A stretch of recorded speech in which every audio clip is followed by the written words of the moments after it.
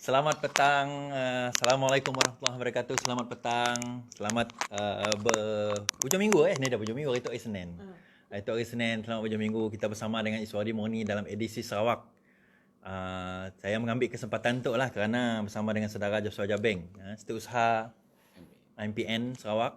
Jadi dan juga orang yang lama dalam politik dan lama dalam mempertahankan tanah NCR, tanah adat di Sarawak tu. Jadi orang yang lebih layak lah untuk kelakar tentang tanah NCR. Kami tu boleh kelakar tapi banyak teori lah.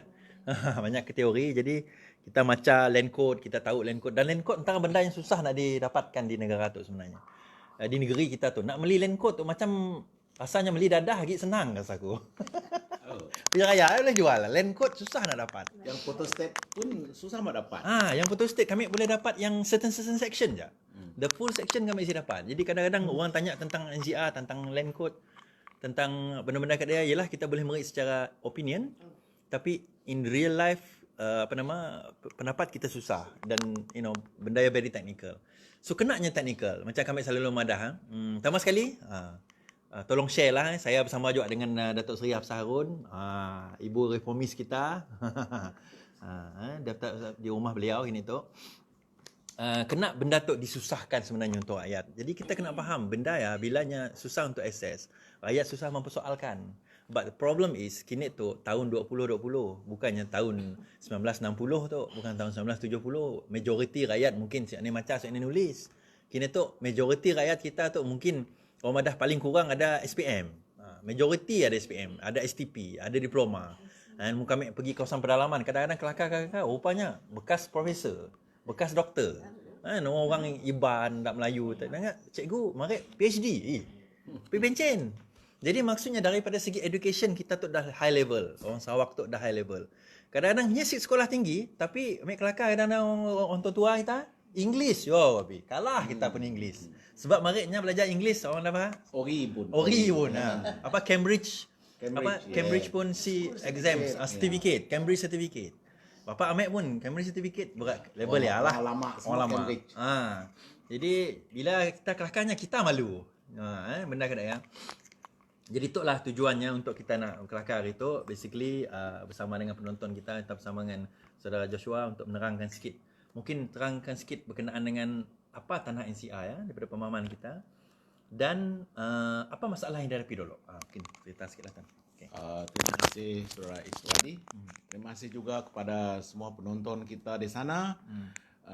Ini adalah satu perkongsian bukan daripada seorang yang expert, kerana saya ini bukan orang expert mengenai NCR dan Land Court Sarawak. Tetapi yang saya tahu masalah konflik yang timbul daripada tanah NCR yang lesap ini sudah menjadi pengetahuan umum. Ya, malah pernah saya katakan dulu, kalau tidak diuruskan dengan baik, konflik di antara pemilik tanah NCR dengan pemilik baru, iaitu orang-orang yang mendapat lesen provisional lease, ya, yang merangkumi kawasan-kawasan NCR ini, konflik ini boleh menimbulkan tumpah darah. Dan sudah terbukti. Dah pernah berlaku dah? Sudah pernah berlaku. Bukan seorang. Kita dengar nama Bil Kayong. Tapi itu hanya seorang. Selain daripada itu, bukan hanya orang Dayak yang menjadi mangsa pembunuhan oleh kena konflik-konflik di antara rakyat dengan pemilik-pemilik syarikat besar. Tetapi orang-orang Cina pun kita dengar di Niah dulu. Dihantar Samseng. Samseng pun mati juga. Tak kira siapa. Jadi ini tak baik. Kalau kita biarkan terus menerus, saya rasa akan timbul peperangan yang berasas daripada penuntutan hak milik, ya, dari dua-dua pihak yang sama-sama tak ada kesalahan. Pemilik-pemilik NCR, mereka memiliki tanah itu, kerana itu diwariskan turun-temurun dari datuk nenek dan mereka anggap itu adalah hak mutlak mereka. Betul. Ya. Pemilik-pemilik PL, iaitu yang kebanyakan provisional list, yang kebanyakan tanah-tanah tersebut digunakan untuk bertanam sawit, peladangan yang besar-besar. Mereka juga adalah pemilik sah, kerana mereka ada lesen. Itu tak salah.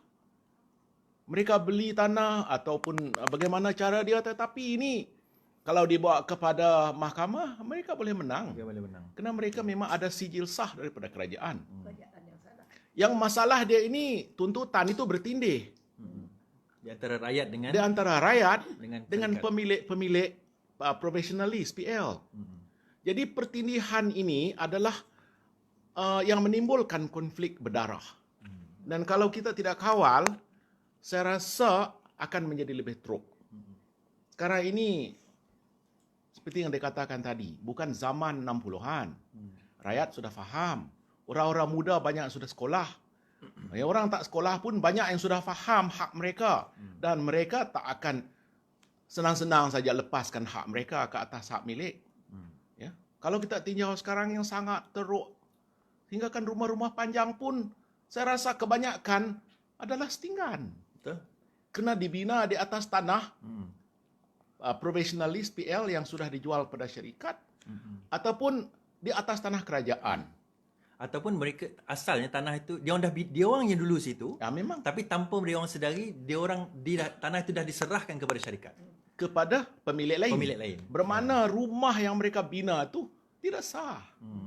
Jadi kalau ditanya kenapa tak ada dibawakan infrastruktur, jalan raya, bekalan elektrik, Elektrik, air. paip, semua ini, kalau kita tinjau dari segi pemilikan hak tanah, tak layak dah dibagi. Kerana mereka tak boleh minta lesen pun untuk duduk di situ. Dia dianggap sebagai setinggan. Kerana mereka ini memang technically dianggap setinggan. Ini sangat menyedihkan. Kalau kita biarkan polisi macam ini diteruskan, orang-orang asal, terutama kaum Dayak, harus beralih tempat lah. Atau Tak ada- mungkin tak ada tanah. itu objektif dia supaya Dayak semua beralih tempat, dipindahkan ke tempat lain, pergi ke tempat lain. Mudah-mudahan janganlah itu. Kalau itu tujuan Barisan Nasional, kerajaan GPS yang sekarang, mereka tak layak lagi membela hak rakyat. Betul. Mereka harus tukar. Buat apa dia cerita macam hak rakyat lagi? Kita perlukan kerajaan yang baru. Kalau mereka mau buat, kenapa tunggu 57 tahun pun belum buat? Cerita dia tiap-tiap pilihan raya nak buat. Bagi nanti tak lama lagi, sekejap lagi ada orang bagi geran. Tapi 100 orang. Cerita saja. Itu hanya lambang saja. Kebanyakan tak ada. Jadi, kalau kita izinkan keadaan macam ini, dulu lama saya sudah kata, orang terutama kaum Dayak akan menjadi Red Indian di negeri ini. Betul, setuju. Mereka tak ada tanah, Betul. mereka tak ada tempat pelindungan. Akhirnya mungkin satu hari kerajaan cukup kasihan, bagilah satu tempat reserve. Reserve dekat hutan. Jadi dikatakan Dayak Reserve. Kita pindah ke sana, kita jadi Red Indian. Menjadi tontonan pelancong-pelancong luar negeri. Inilah sejarah. orang Mau Dayak. tengok Dayak, pergi sana. So, okay. Kita cerita macam ni panjang cerita. Tapi apa yang kita boleh buat kalau sekiranya kita memerintah? Apa antara benda yang kita boleh cadangkan lah? Paling tidak, kita contohi apa yang telah dibuat di Semenanjung. Kerana negeri-negeri di Semenanjung, tanah-tanah hak Melayu, memang hak Melayu dari asal dilindungi dengan apa yang mereka katakan ERM. Enactment Reserve Melayu. Betul. Jadi apa tujuan dia? Tujuan dia adalah untuk melindungi tanah-tanah yang khas, tanah-tanah hak Melayu itu dilindungi di bawah undang-undang negeri. Supaya tanah itu tak akan hilang. Kalau pemilik tanah itu nak jual, ada syarat. Contoh syarat, dia hanya boleh dijual kepada Melayu. Kepada orang Melayu, betul. Kecuali tanah itu diubah menjadi section lain yang boleh dijual kepada kaum-kaum lain. Itu tidak jadi masalah. Ya, tetapi untuk menjual atau mempertahankan sebagai milik keluarga itu pilihan kepada pemilik tanah. Jangan macam di Sarawak, tanah NCR itu sebelum Malaysia pun sudah lama. Raja Brooke sudah kenal tanah ini sah, tanah 48, NCR. before 48 lagi. Ya. Kalau di Semenanjung tu mereka awal-awal sudah buat. Dan mereka sekarang ini pertahankan tanah itu Reserve Melayu. Reserve Melayu. Tak boleh disentuh kecuali Melayu itu sendiri mau jual. Ah, Kalau dia mau jual pun dia terpaksa melalui undang-undang negeri. undang-undang negeri. Contoh macam kampung baru. Kampung baru di tengah-tengah Kuala Tengah-tengah Lumpur. Kuala Lumpur. Sekarang ini menjadi isu besar. Apa sebab? Kerana itu memang tanah Reserve Melayu. Melayu berhak untuk duduk sana walaupun sebelah menyebelah itu dia punya jiran bangunan berpuluh-puluh tingkat. Peduli apa? Ini tanah Reserve Melayu. Kalau Melayu nak serahkan, hak mereka. Kalau mereka nak jual, hak mereka. Betul. Kalau dijual pun harga dia itu bukan sedikit. Bukan RM800 per square feet Per sekarang. square feet. Ha. Bagilah siapa yang sudi membeli, beli. Jadi Yang mampu orang-orang beli. kampung di situ boleh pindah tempat lain dengan wang yang banyak, jadi jutawan, boleh bina apapun banglo di kampung. Tapi yang tanah NCR ni boleh ke tidak buat macam tu? Tanah NCR di Kalau mana? kalau dia pindah kena bayar ke tak ada? Sekarang ini tanah NCR habis kena curi. Kenapa? Mereka suka. Dia curi jual kepada syarikat tanpa rundingan dengan pemilik. Justru pemilik NCR itu dianggap sebagai setinggan. Dan mereka pula dianggap sebagai pencuri, sebagai perompak. Jadi sebagai apabila rakyat ini sudah apa tak puas hati, mereka bangkit menentang. Oh, kalau buah kelapa sawit masak mereka tumbuk, mereka ambil, orang cakap pencuri. Saya ingat dia masing cakap banyak pencuri. Kaum Dayak banyak mencuri. banyak pencuri Bagi saya itu sebenarnya bukan mencuri, dia mengambil hak dia. Ya. Dia sendiri. Ya. Betul. Ada konflik macam ini yang timbul di Selangau. Di Selangor. Okey. Saya rasa tak banyak orang tahu. Okey. Mungkin boleh cerita sikit. Masalah dia tanah juga tanah rakyat. Datanglah syarikat, mereka buat peladangan sawit dengan janji mengikut new concept of land development di bawah LCDA Pelita, bahawa syarikat akan mengambil 70%, kalau tak silap saya. Rakyat mendapat 30%. Perjanjian itu cantik. Okey. Siapa tak mau untung? Betul. Tanah dibiarkan tumbuh hutan saja tak ada hasil. Tapi kalau dibuat menjadi ladang, syarikat bagi keuntungan 30%, Okeylah. siapa tak mau? Banyak yang mau. 127 keluarga setuju. Tetapi masalah dia, setelah bertahun-tahun buah dihasilkan, belum juga dapat 30%. Rakyat tak sabar, mereka hantamlah balik. Yang mereka hantam tak boleh hantam, ambil sendiri buah. Jadi apa hasil? Dikena dakwa. Mencurilah. Kira Mencuri. Sudah itu mereka masih juga ambil buah. Mereka kenakan injunction. Akhirnya mereka hantam juga ambil itu buah. Sudah injunction kena tangkap. Masuk lock up. Tuai rumah dengan 4 orang kawan Kawasan dia, mana 5 tu? orang. Selangor kat mana? Selangau DJ. Kawasan DJ. Jadi 5 orang kena kurung. Terpaksa mereka panggil saya. So, saya ketua cabang PKR Selangau. Saya bukan lawyer, jadi saya dengar cerita dia. Saya bilang ini bukan masalah besar. Tanah rakyat. Betul. Pelaburan syarikat. Jadi sawit tumbuh di tanah rakyat, mengeluarkan hasil, rakyat harus ada untung. Kalau kita tidak mau berperang, saya bilang kita harus cari jalan tengah. Janji mesti ditepati. Jalan tengah yang saya maksudkan adalah win-win solution. Syarikat boleh terus menggunakan tanah semau mereka. Rakyat juga mendapat untung, tapi jangan janji. Kalau janji untung, rakyat bukan dia tahu akaun. Betul. Dia tengok buah ada, dia tunggu buah, dia tunggu hasil. Kalau you cakap, oh kita belum ada untung, semua loan bank belum habis bayar. Itu betul, rakyat tak tahu loan bank. Tak tahu. Dan- Tahu dah pakai apa? Dan rakyat, you bagi dedah itu akaun, mungkin dia tak faham apa itu balance sheet. Betul. Jadi rakyat tak faham. Yang dia faham, tanah dia digunakan, mana hasil? Mana hasil? Jadi saya bilang kalau macam ini, kita gunakan formula sewa. Bayar sewa. Tanah rakyat, suka baik-baik. 1 hektar, berapa? Bayarlah kepada rakyat. Betul. Jadi di sinilah keputusannya.